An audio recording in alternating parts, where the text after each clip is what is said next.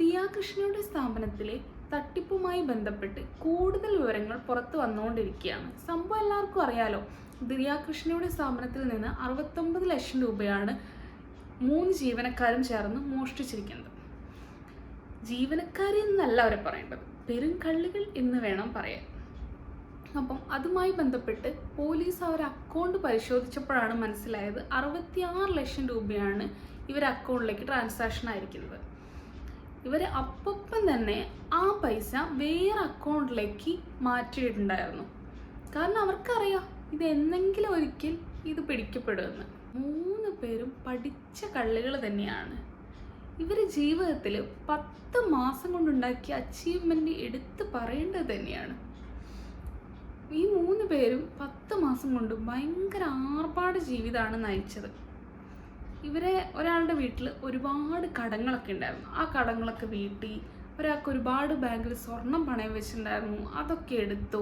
അച്ഛനെന്തോ സ്വർണ്ണമാല വാങ്ങിക്കൊടുത്തു എന്നോ, ഒരാൾ വീട് വെച്ചു എന്നൊക്കെയാണ് അറിയാൻ സാധിച്ചത്.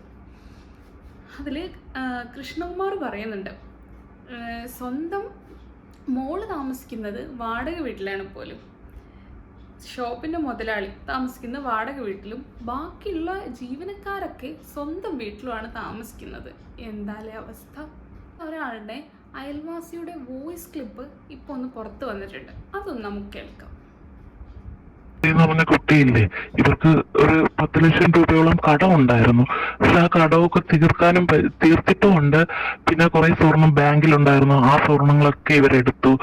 പിന്നെ ഇവർ അച്ഛന് തന്നെ കുറച്ച് സ്വർണം ഇവർ വാങ്ങിക്കൊടുത്തു. എന്താലേ പഠിച്ച കള്ളികൾ തന്നെ. ഇതിൽ ഒരാളുടെ അക്കൗണ്ടിലേക്ക് പൈസ വരുന്നതിൻ്റെ ന്യായീകരിച്ച് ഒന്ന് സംസാരിക്കുന്നുണ്ട്.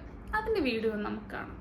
ഉണ്ട് ഇത്രയും പേയ്മെൻ്റ് ഒക്കെ വന്നുകൊണ്ട് നിൻ്റെ ചേട്ടൻ എന്തിനാണ് നിനക്ക് ഇത്രയും ക്യാഷ് ഒക്കെ അയച്ചു തരുന്നത്? എൻ്റെ ചേട്ടൻ അബ്രോഡാണ്. ഒരു മന്ത്ലി ചിലപ്പോൾ 1 ലാക്ക് അല്ലെങ്കിൽ കിട്ടുന്ന പോലെ ചേട്ടൻ എങ്ങനെ കിട്ടുമോ, ചിലപ്പം 1.5 ലക്ഷം അല്ലെങ്കിൽ 2 ലക്ഷം അങ്ങനെയൊക്കെ എനിക്ക് അയച്ചു തരാനുണ്ട്. കൂടുതൽ ക്യാഷ് കിട്ടുന്നതനുസരിച്ച് കൂടുതലാണെങ്കിൽ മാത്രം 2 ലക്ഷം പണം വരുന്നതിനെ പോലും മറ്റൊരു തരത്തിലേക്ക് അവർ വ്യാഖ്യാനിച്ചു. അങ്ങനെ വ്യാഖ്യാനിച്ച് എന്താണ് പറഞ്ഞത്? എന്തെങ്കിലും നീ സെക്സ് റാക്കറ്റിലുള്ള ആളാണോ അങ്ങനെയൊക്കെയാണ്. പാവം, ആ മുഖം കണ്ടില്ലേ? ആ മുഖത്ത് നിഷ്കളങ്കത കണ്ടിട്ട് അവർക്ക് ചോദിക്കാൻ തോന്നിയല്ലോ. നിഷ്കളങ്കത ഇങ്ങനെ നിറഞ്ഞൊഴുക്കുകയാണ്. എന്തായാലും പറയുക. എന്തായാലും പറഞ്ഞത് കേട്ടില്ലേ, എൻ്റെ ബ്രദർ ഭയങ്കര റിച്ചാണ്, 1-2 ലക്ഷം രൂപയ്ക്കാണ് മാസം അയച്ചു കൊടുക്കുന്നതെന്ന്.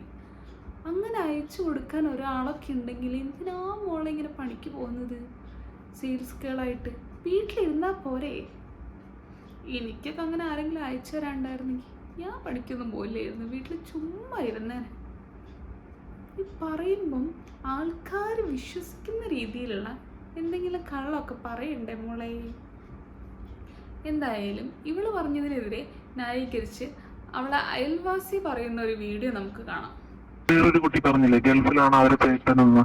ആ കുട്ടിയുടെ ചേട്ടൻ പഠിക്കാനാ പോയത്, അത് ലണ്ടനിൽ പഠിക്കാനാ പോയിരിക്കുന്നത്. അപ്പൊ 3 വർഷത്തെ കോഴ്സ് ഉണ്ട്. പിന്നെ പാർട്ട് ടൈം ജോലി ചെയ്യുന്ന ഒരു വ്യക്തിക്ക് ഇങ്ങനെ 2 ലക്ഷം രൂപയും 1 ലക്ഷം രൂപയൊക്കെ സാലറി കിട്ടുമോ? അതിലൊരു ഡൗട്ട് ഉണ്ട്. പക്ഷെ അത്രയും കിട്ടില്ല എന്നാണ് ഞാൻ അറിഞ്ഞത്.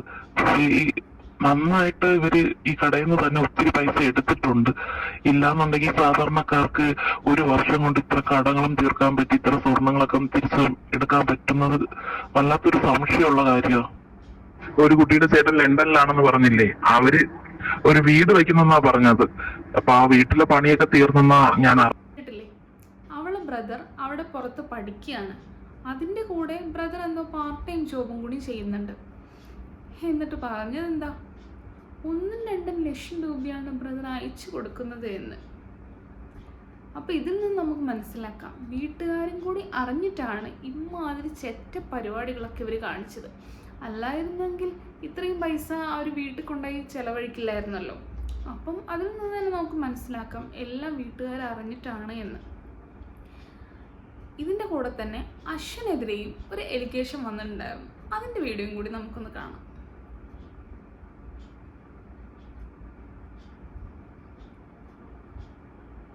ഒരു 1 മണി 2 മണിക്കൊക്കെ വിളിക്കും. എന്താ വിളിച്ചിട്ട് എന്താ പറയാ? ആ പ്രോഡക്റ്റ് ആ സമയത്ത് കൊടുക്കണം, ഈ സമയത്തൊക്കെ കൊടുക്കണം. രാത്രിയിലും വിളിച്ചുകൊണ്ടേയിരിക്കും. രാത്രി വിളിച്ചില്ലെങ്കിൽ രാവിലെ വഴക്കുണ്ടാക്കും. പെൺകുട്ടികളുടെ നമ്പറിൽ രാത്രി 2 മണിക്കും 3 മണിക്കും വിളിച്ചിട്ടാണ് ഇത് പാക്ക് ചെയ്തോ അത് പാക്ക് ചെയ്തോ ദിയയുടെ ഹസ്ബൻഡ് നമ്മുടെ ചോദിക്കുന്നത്. അപ്പോൾ എന്തിനാണ് ഇപ്പോൾ ഓഫീസ് കാര്യങ്ങളൊക്കെ ഒരു ടൈം കഴിഞ്ഞപ്പോൾ എല്ലാവരും പെൺകുട്ടികളെ ഇപ്പോൾ എന്തിനാണ് വിളിക്കുന്നത്? ഇപ്പോൾ എന്തെങ്കിലും കാര്യങ്ങളുണ്ടെങ്കിൽ രാവിലെ നേരെ വിളിക്കട്ടെ, അതുപോലെ അവർക്ക് ക്ഷമയില്ല. അവർക്ക് രാത്രി 1 മണി 2 മണിയൊക്കെ ആകുമ്പോൾ വിളിച്ചിട്ട് ഹലോ എന്ത് ചെയ്യുന്നു, ഇന്ന് പൂവാലന്മാരെ പോലെയാണ് സംസാരിക്കുന്നത്. ഹസ്ബൻഡോ? അതെ, അതുപോലെയാണ് സംസാരിക്കുന്നത്. ഹസ്ബൻഡിന്റെ ഭാഗത്തുനിന്ന് വളരെ മോശമായ അനുഭവം ഉണ്ടായി. വളരെ മോശമായിട്ടല്ലെങ്കിൽ പോലും ഇങ്ങനെ പാതിരാത്രി വിളിച്ച് ശല്യപ്പെടുത്തുന്നതൊക്കെ വളരെ മോശമായ ഒരു കാര്യം തന്നെ. ദിയേൻ്റെ ഹസ്ബൻഡിന് ഇവളെയൊക്കെ കിട്ടിയിട്ട് വേണമല്ലോ, അത്രയും ദാരിദ്ര്യമുണ്ടെന്ന് എനിക്ക് തോന്നുന്നില്ല. ചുമ്മാ അങ്ങ് വന്ന് പറയുന്നേ. ആ കണ്ണട വെച്ചവളെ കണ്ടില്ലേ, അവളാണ് തോന്നുന്നു ഇതിൻ്റെ എല്ലാം മാസ്റ്റർ ബ്രെയിൻ. അവളാണ് ഏറ്റവും കൂടുതൽ മീഡിയക്കാരെ മുമ്പിൽ വന്നിട്ട് അങ്ങ് വിളിച്ചു പോകുന്നത്. ഇവർ ദിയേനെ കുറിച്ചും ഒരുപാട് ആരോപണങ്ങൾ പറഞ്ഞിട്ടുണ്ട്, അതും കൂടി നമുക്കൊന്ന് കാണാം. അധികമായിട്ട് സംസാരിക്കുന്നതുകൊണ്ട് നമ്മൾ എത്ര തന്നെ ചെയ്താലും ദിയ നമ്മളിങ്ങനെ, ദിയക്കെന്ന് പറഞ്ഞ ഒരു ഡോഗിനെയാണ് ആവശ്യം. അങ്ങനെ നിൽക്കണം ഒരാൾ. ദിയ എന്ത് പറയുന്നു അത് മാത്രം കേൾക്കുക. നമുക്കൊരു തിരിച്ചൊരു അഭിപ്രായം ഉണ്ടാവാൻ ദിയയുടെ അടുത്ത് പാടില്ല. ദിയ എന്താണോ നമ്മൾ അക്സെപ്റ്റ് ചെയ്യുക, ദിയയുടെ കൂടെ മൂവ് ചെയ്യുക, വേറെ ഒന്നും ദിയ ഓരോന്നങ്ങ് പറഞ്ഞുണ്ടാക്കുകയാണ്. അത് പിന്നെ അങ്ങനെയാണല്ലോ, ജാതിക്കാട് അങ്ങ് ഇറക്കി കഴിഞ്ഞാൽ ജനം ഇവരെ കൂടെ നിൽക്കും, മാധ്യമങ്ങളെല്ലാം പിന്നെ ഇവരെ സപ്പോർട്ട് ചെയ്യും എന്നൊക്കെ അങ്ങ് വിചാരിച്ച് കാണും. ഇവർ ഇത്രയും പറഞ്ഞ സ്ഥിതിക്ക് ദിയെ ഇവരെങ്ങനെയാണ് ട്രീറ്റ് ചെയ്യുന്നത് നമുക്കൊന്ന് കാണാം.